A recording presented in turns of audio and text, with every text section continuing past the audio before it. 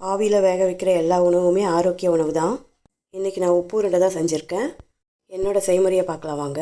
Channel video முதல் முறை பார்க்குறீங்கன்னா சப்ஸ்கிரைப் பண்ணிக்கோங்க ஃப்ரெண்ட்ஸ்.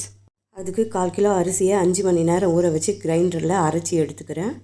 ஒரு கடாயில் 3 ஸ்பூன் ஆயில், 1/4 ஸ்பூன் கடுகு உளுந்து, 1/4 ஸ்பூன் சீரகம், 1/4 ஸ்பூன் மிளகு சேர்த்துக்கிறேன். மிளகு சீரகம் தேவைன்னா சேர்த்துக்குங்க, இல்லைனா ஸ்கிப் பண்ணிக்கோங்க.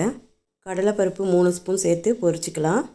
அதோட இஞ்சி, பச்சை மிளகாய், காஞ்ச மிளகாய், கருவேப்பிலையும் சேர்த்து வதக்கிக்கிறேன்.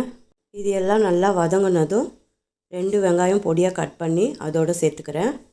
வெங்காயம் வதங்குற வரைக்கும் வதக்கி விடுவோம். வெங்காயத்துக்கு தேவையான அளவுக்கு மட்டும் சால்ட்டு சேர்த்துக்கிறேன். சால்ட்டு சேர்த்து வதக்கிக்கிறேன். அரை மூடி தேங்காவையும் துருவி அதோடு சேர்த்து கலரிக்கலாம். தேங்காவை சேர்த்து கலரி விட்ட உடனே நம்ம அரைச்சி வச்ச மாவை அதோடு சேர்த்துக்கலாம்.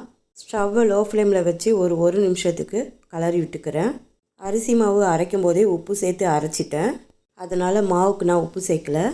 1 நிமிஷம் ஆனதும் ஸ்டவ் ஆஃப் பண்ணிவிட்டு நான் மாவு பாத்திரத்தை கீழே இறக்கிக்கிட்டேன்.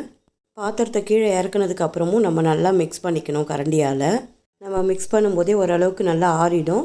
மாவு கை சூடு தாங்குகிற அளவுக்கு இருக்கும்போது உப்பு உருண்டையை உருட்டிக்க வேண்டியது தான். இடியாப்ப தட்டில் வச்சு தான் வேக வச்சுக்கிறேன் நான். இடியாப்ப தட்டு இல்லாதவங்க இட்லி பாத்திரத்தில் வச்சு வேக வச்சுக்கலாம். ஸ்டவ்வை லோ ஃப்ளேமில் வச்சு 15 நிமிஷத்துக்கு வேக வச்சுக்கிறேன். 15 நிமிஷத்துக்கு அப்புறம் மூடியை ஓப்பன் பண்ணால் சூடான உப்பு உருண்டை ரெடி ஆகிடும். சூடாக சட்னி இல்லாமல் அப்படியே சாப்பிட்லாம், டேஸ்ட்டாக இருக்கும்.